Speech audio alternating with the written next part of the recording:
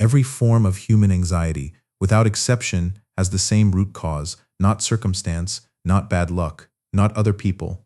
The root cause of human anxiety is the attempt to control things that are not controllable. This is not a philosophical opinion.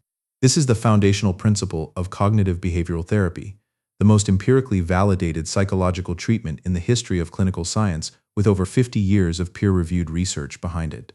The man who developed its core framework, Albert Ellis, stated directly that he built his entire therapeutic model on the philosophy of one ancient Stoic. That Stoic was Epictetus, a man who had been legally owned by another human being, a man who had his leg deliberately broken by his owner, a man who, by every external measure available in the 1st century AD, had no control over his life whatsoever, and who from that position produced the clearest account of human freedom ever written.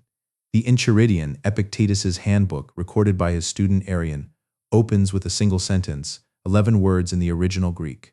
Those 11 words contain the entire architecture of Stoic philosophy, and they are the reason cognitive behavioral therapy works. Some things are up to us, and some things are not. What follows is an examination of what that sentence actually means, and why most people, despite understanding it intellectually, do not yet live it. Epictetus drew a precise boundary between two categories of experience. Inside the boundary, what he called up to us, he placed 4 things: opinion, impulse, desire, and aversion.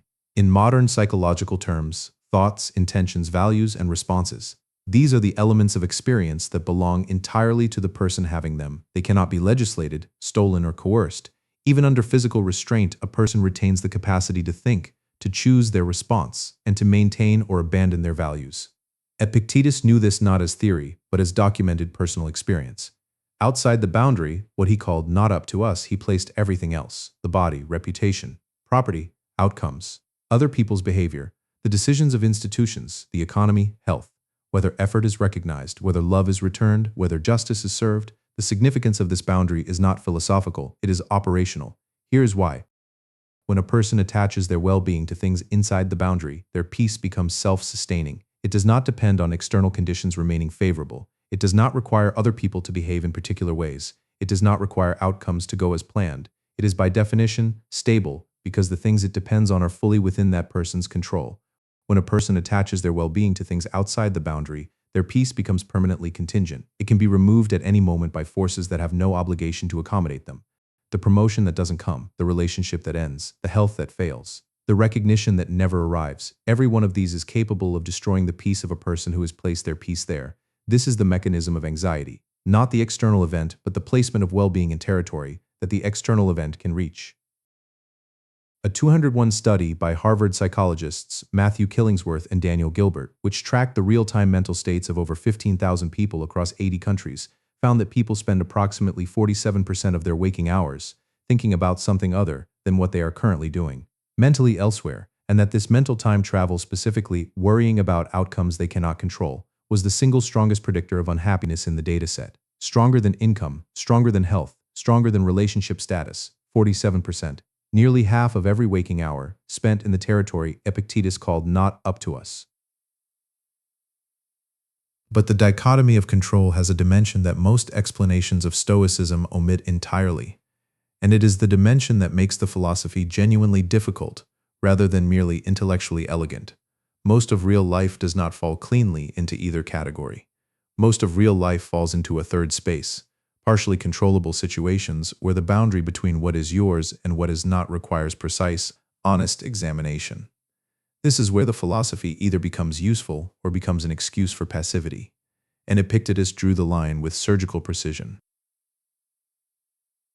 Consider a specific situation. A person applies for a position they want. The outcome, whether they receive the position, is outside the boundary. That decision belongs to other people, operating under criteria that may never be fully known. But the preparation for the process is inside the boundary. The quality of thinking brought to the conversation is inside the boundary. The honesty with which the person represents themselves is inside the boundary. The standards maintained regardless of outcome are inside the boundary. Epictetus's instruction for this situation is direct. Set an internal goal, not an external one. Not I will get this position which places success in another person's hands. But I will prepare with full seriousness, engage with complete honesty, and bring the highest quality of thinking I am capable of. That goal is entirely achievable regardless of outcome. Its achievement or failure belongs entirely to the person pursuing it. This is not semantic. The psychological consequences are measurable and significant. A 2014 study published in the Journal of Personality found that people who set process-oriented goals focused on the quality of their effort rather than the attainment of specific outcomes reported lower anxiety, higher persistence in the face of setbacks, and greater overall life satisfaction than people who set outcome-oriented goals. The Stoic distinction between what is and is not up to us maps precisely onto the psychological distinction between process goals and outcome goals. The research arrived at the same conclusion Epictetus had reached 19 centuries earlier. The same analysis applies to relationships. A person cannot control whether they are loved. Love is a decision made by another person based on factors that are never fully transparent and that no degree of effort can guarantee to produce. This is among the most uncomfortable truths in human experience, because the desire for love is among the most powerful drives that exist. But a person can control the quality with which they show up in a relationship, the honesty they bring, the attention they give, the integrity they maintain when maintaining it is difficult. These are entirely within the boundary. Epictetus's instruction: give everything within your control, fully and without reservation.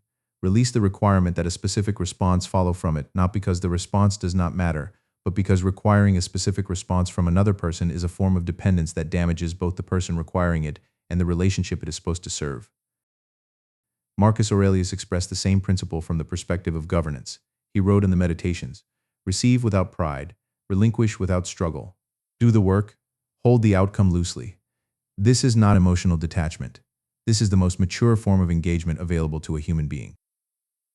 There is one specific application of the dichotomy of control that is more relevant to modern life than any other, and more systematically ignored. It is the application to reputation, to what other people think. Epictetus addressed this directly, and his instruction is one of the most uncomfortable sentences in all of ancient philosophy. If you want to improve, be content to be thought foolish and stupid. That sentence requires examination, because it is not what it appears to be at first reading. Epictetus is not saying that reputation is worthless, or that other people's perceptions should be ignored as a matter of indifference. He is making a more precise and more radical claim. He is saying that placing one's growth, one's genuine development as a person in a position of dependence on external approval is a structural error. Because approval is outside the boundary, it cannot be reliably produced. It will sometimes be withheld from exactly the people and actions that most deserve it, and the person who requires it before acting has handed control of their development to an audience that may never deliver the verdict they need. A 2006 meta-analysis published in Psychological Bulletin, examining data from over 90 studies, found that external validation seeking, the consistent orientation of one's behavior toward producing approval from others, was negatively correlated with psychological well-being, authentic self-expression, intrinsic motivation, and long-term goal attainment. The more consistently a person sought external approval, the worse they performed on every measured dimension of flourishing. The people who achieved the most, maintained the most stable psychological states, and reported the highest levels of meaning were the people least oriented toward external validation. Epictetus had documented this finding in the 1st century AD. Men are disturbed not by things, but by their opinions about things. The suffering produced by negative reputation is not produced by the negative reputation is unbearable. That judgment is inside the boundary, it is changeable, and changing it produces freedom that no external change in circumstances can match.